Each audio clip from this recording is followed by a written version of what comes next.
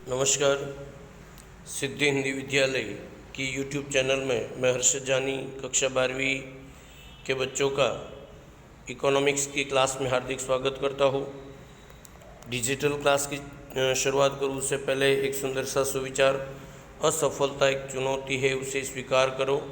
क्या कमी रह गई है उसे देखो और सुधार करो।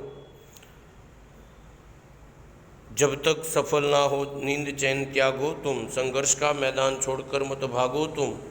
कुछ किए बिना जय जयकार नहीं होती। कोशिश करने वालों की कभी हार नहीं होती। इसी सुंदर से सुविचार के साथ 1 मिनट के लिए माता सरस्वती को याद कर लेते हैं।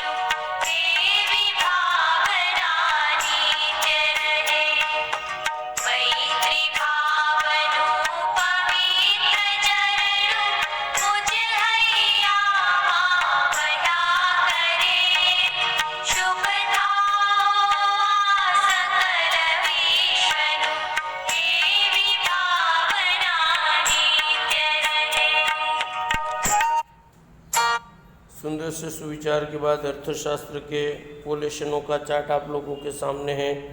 जो लेशन आप लोगों के बोर्ड के अंतर्गत उसके टॉपिक आने वाले हैं, इन मुद्दों को और भी मैं बारी बारी से बताता जाऊंगा, लेकिन अभी तो फिलहाल केवल आपकी जानकारी हेतु है।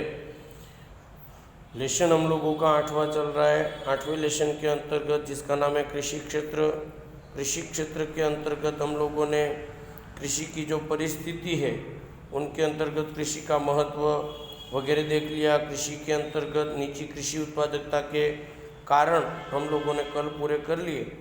अब कृषि में उत्पादकता बढ़ाने का जो उपाय है वो उपाय को देखने का प्रयत्न करेंगे। पेज नंबर 99 पर आप लोग जाओ तो 99 नंबर पेज पर कृषि उत्पादकता को बढ़ाने के उपाय दिए हैं। अब ऐसे देखा जाए तो कृषि उत्पादकता बढ़ाने के मुख्य 3 उपाय है।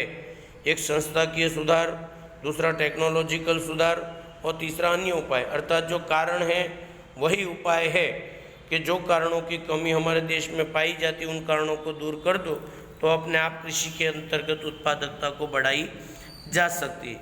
फिर भी एक बार पढ़ लेता हूँ कि भारत में कृषि क्षेत्र की नीची उत्पादकता कृषि के पिछड़ेपन को दर्शाता है। भारत का मुख्य व्यवसाय और अर्थतंत्र का मुख्य आधार कृषि होने के लिए उनको सुधार करना भी जरूरी है और उनमें सुधार करने के लिए 3 प्रकार के कदम उठाए जा सकते हैं: संस्थाकीय, टेक्नोलॉजिकल और अन्य। संस्थाकीय परिबलों की यदि मैं बात करूं तो कृषि क्षेत्र में कृषि उत्पादकता में बढ़ोतरी करने के लिए भारत में आर्थिक आयोजन के माध्यम से संस्थाकीय सुधार की प्रक्रिया, मतलब पहला मुद्दा कि संस्थाकीय सुधार करने के लिए सरकार ने आर्थिक आयोजन के द्वारा शुरुआत की जो कृषि क्षेत्र की आर्थिक प्रगति के सानुकूल मतलब अच्छा वातावरण का निर्माण करेगा। उसमें पहला जो उपाय है वो जमीन विषयक सुधार। अर्थात क्या होता है जमीन विषयक सुधार सर?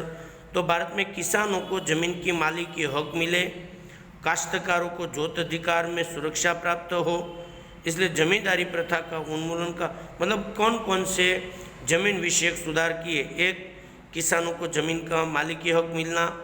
दूसरा, काश्तकार मतलब जो जमीन खुद की नहीं है उन लोगों को जोत अधिकार मिले। तीसरा, जमींदारी प्रथा खत्म हो जाए। चौथा, जोत अधिकार सुरक्षा मिले। 5वां, कास्त नियमन, या तो मतलब कास्त नियम मतलब जो जमींदारों के द्वारा छोटे छोटे किसानों पर अत्याचार हो रहे वो अत्याचार कम हो जाए। संबंधित कानून बनाए गए, मतलब 5 कानून बनाए गए। असर क्या हुई उसकी, या तो उसका लाभ क्या हुआ कि जिसके कारण किसानों का आर्थिक शोषण कम होगा और कृषि उत्पादन में बढ़ोतरी कर सकते हैं और ऐसी अनुकूल स्थिति का निर्माण कर सकते हैं। मतलब पहला मुद्दा कौन कौन से सुधार किए? दूसरा उसकी असर क्या होगी, और तीसरा मुद्दा उसका निष्कर्ष कि इस प्रकार का जमीन विषयक कानून या तो सुधार करके देश के अंतर्गत कृषि में उत्पादन बढ़ाया जा सकता है। 3 मुद्दे बनाने। नंबर 2, संस्थाकीय ऋण की प्राप्ति। तो भारत में कृषि क्षेत्र तक ऋण और अन्य वित्तीय सहायता उपलब्ध हो, इस उद्देश्य से 1969 से लेकर 1980 में बैंकों के राष्ट्रीयकरण की प्रक्रिया शुरू हुई। पहला मुद्दा वाक्य प्रयोग कि यदि कृषि की उत्पादकता बढ़ानी है तो किसानों को संस्थाकीय ऋण की प्राप्ति करवानी चाहिए। और दूसरा मुद्दा, उसके लिए सरकार ने क्या प्रयत्न किया, तो कि 1969 से लेकर 1980 के अंतर्गत राष्ट्रीयकरण ये तो बैंकों की स्थापना चालू कर दी। इसके अतिरिक्त कृषि ऋण पर पर्याप्त ध्यान देने के लिए मात्र कृषि क्षेत्र का विकास को ध्यान में रखकर मध्यस्थ बैंक की निगरानी में नाबार्ड नाम की, नाबार्ड बोले तो national bank for agriculture and rural development की स्थापना की गई। कब? 1982 में। उसके बाद RRB रेगुलेशन रूरल बैंक्स, प्रादेशिक ग्रामीण बैंक, फिर DBS, उसके अंतर्गत लैंड डेवलपमेंट बैंक्स वगैरह अलग अलग बैंकों की, मतलब कौन कौन सी बैंकों की स्थापना की, एक नाबार्ड, दूसरा RRB और तीसरा LDBS जैसी संस्थाओं की स्थापना की। मतलब पहला मुद्दा वाक्य प्रयोग, दूसरा उदाहरण, तीसरा कौन कौन सी संस्थाओं की स्थापना, चौथा उसकी असर क्या होगी जिससे भारतीय किसानों को समय पर पर्याप्त और नीचे ब्याज दर पर ऋण मिलेगा और ऋण मिलने से वो अपनी खेती के अंतर्गत उसका उपयोग कर सकेगा और खेती में उत्पादन का प्रमाण बढ़ेगा।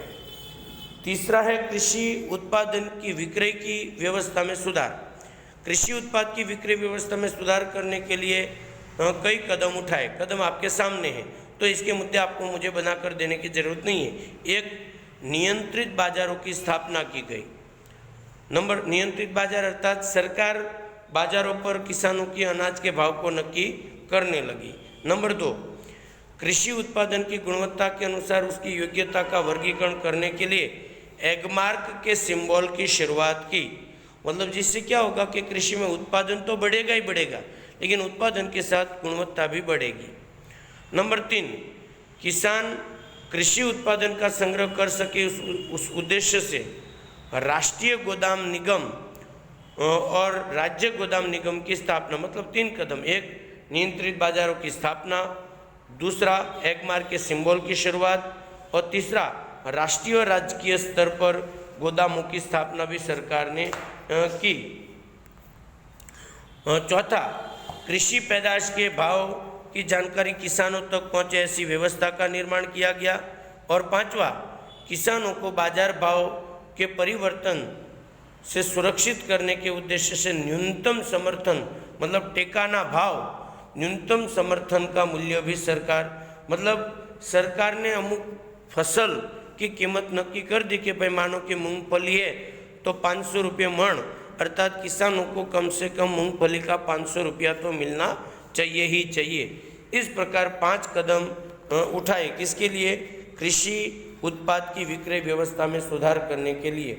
हम संस्था के सुधार देख रहे हैं। पहला देखा हमने जमीन विषयक सुधार, दूसरा संस्था के ऋण की प्राप्ति का देखा, तीसरा कृषि उत्पादन की विक्रय व्यवस्था में सुधार, और चौथा जो कदम है वो है कृषि संशोधन। अर्थात क्या होता है, तो आप मुद्दा वाक्य प्रयोग में कि भाई भारत में कृषि संशोधन की शुरुआत करके भी खेती में उत्पादन का प्रमाण बढ़ाया जा सकता है। भारतीय किसान अशिक्षित तथा आर्थिक रूप से कमजोर होने के कारण कृषि संशोधन स्वयं नहीं कर सकता। दूसरा मुद्दा, क्यों ऐसा करना चाहिए? क्योंकि भारत का किसान गरीब है, इसलिए वो संशोधन कर नहीं सकता। दूसरा मुद्दा, उसके लिए सरकार ने कृषि संशोधन के लिए कौन सी संस्था की स्थापना? नाबार्ड का परिचय पीछे आ चुका था। वो नाबार्ड संस्था को सौंपा। क्या काम करती है? जो विभिन्न प्रकार के संशोधन का काम करती है और उससे संबंधित तालीम और समझ किसानों को उपलब्ध करवाने का काम करती है। मतलब पहला मुद्दा वाक्य प्रयोग, दूसरा संस्था, तीसरा क्या काम करती है, चौथा मुद्दा उसका लाभ क्या होगा किसानों को, जिससे किसान केवल परंपरागत खेती नहीं करे किंतु जिन चीज वस्तुओं की मांग अधिक हो उनसे संबंधित फसल लगाने के लिए अधिक आय प्राप्त करे और उत्पादन प्राप्त करे। इस प्रकार से मतलब सरकार ने प्रयत्न किया। किसानों को भी इसमें शामिल किया गया। सामूहिक ग्राम विकास योजना, पंचायती राज, जनधन योजना, संकलित ग्राम विकास योजना, ये भी इसी के अंतर्गत के उपाय माने जा सकते हैं। पर हमें ये अन्यों में निष्कर्ष में जाने देना है। हमें कृषि संशोधन में केवल 4 मुद्दे, एक वाक्य प्रयोग, दूसरा संस्था का नाम, तीसरा असर और चौथा उसका निष्कर्ष, इस प्रकार से 4 मुद्दे बनाने का प्रयत्न करना है। इस प्रकार अंत तक मेरा वीडियो देखने के लिए आप लोगों का बहुत बहुत धन्यवाद।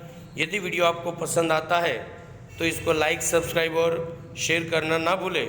वीडियो से रिलेटेड कोई भी प्रकार की जानकारी चाहिए तो मैं हर्षद जानी, मेरा संपर्क नंबर है 9825581539 नंबर पर संपर्क करके फ़ोन कर सकते हैं।